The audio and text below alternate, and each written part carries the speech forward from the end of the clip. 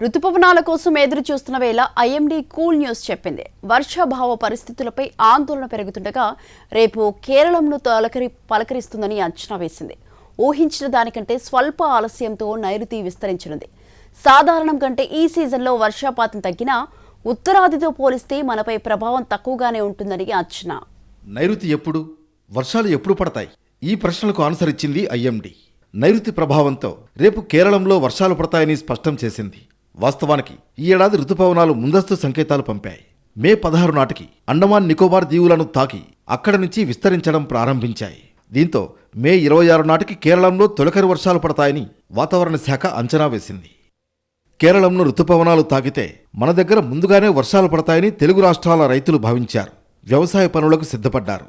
కానీ లెక్క మారడంతో రుతుపవనాల అంచనాలను అధికారులు సవరించారు. రేపు కేరళంను తాకుతాయని, అక్కడి నుంచి తెలుగు రాష్ట్రాలకు విస్తరిస్తాయని చెబుతున్నారు. రుతుపవనాలు బలహీనపడే అవకాశాలు గట్టిగానే కనిపిస్తున్నాయి.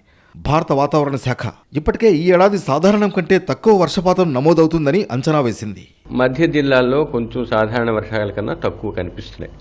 అంతేగాని మిగతా చోట్ల పూర్తిగా తగ్గిపోయాయి. సాధారణం లేదా సాధారణం కన్నా ఎక్కువగా ఎక్స్ట్రీమ్ నార్త్, ఎక్స్ట్రీమ్ సౌత్లో కనిపిస్తున్నాయి. అంటే రాష్ట్రానికి ఈ పైన, ఈ కిందన, ఈ మధ్యలో ఒక 2-3 జిల్లాలకి తక్కువ కనిపిస్తుంది. అంచేత మొత్తం రాష్ట్రం అంతా ఒకేలాగా ఉంటుందని చెప్పలేం. యూనిఫామ్ కాదు. వాతావరణ శాఖ అంచనాలు మారాయంటే ఎల్నినో ప్రభావం కారణమనే వాదన వినిపిస్తోంది.